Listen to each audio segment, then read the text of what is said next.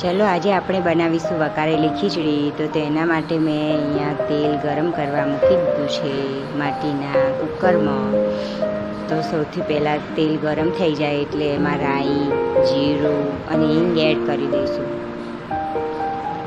સરસ તતડી જાય એટલે પછી લસણ મરચાં એડ કરી દઈશું. પછી થોડા સિંગદાણા એડ કરીશું અને ડુંગળી ઝીણી સમારેલી છે તે પણ એડ કરી દઈશું.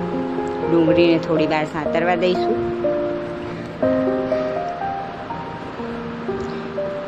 ડુંગળી થોડી વાર સતરાઈ જાય એટલે આપણે લીમડો એડ કરીશું. ફરીથી મિક્સ કરી લઈશું.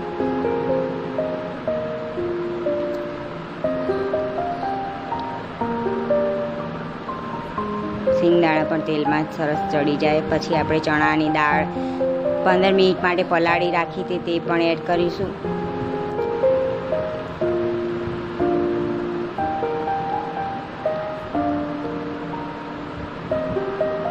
પછી આપણે બટેટું એડ કરીશું અંદર.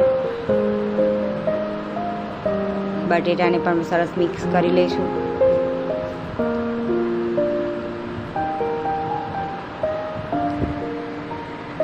બધું સરસ મિક્સ થઈ જાય એટલે એની અંદર આપણે મસાલા એડ કરી દઈશું. તો ધાણા જીરું લઈ લીધેલું છે, 1 ચમચી હળદર લઈ લીધેલી છે, 1 ચમચી મરચું લઈ લીધેલું છે, ગરમ મસાલો છે અને સ્વાદ પ્રમાણે મીઠું.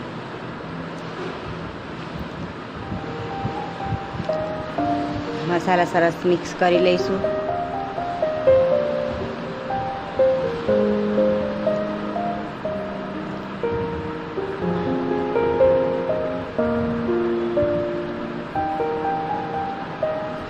પછી આપણે પાણી જેટલું આપણે માપ હોય ખીચડીનું એટલું માપ પ્રમાણે પાણી આપણે પહેલેથી એડ કરી દઈશું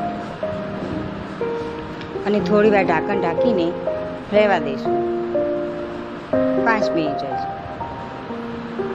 પછી ઢાંકણ ખોલીને આપણે ખીચડી જે છે 1 કપ જેટલી એ અંદર એડ કરી દઈશું અને ફરીથી સરસ મિક્સ કરી અને ફરીથી આપણે ઢાંકણ ઢાંકીને એને મૂકી દઈશું.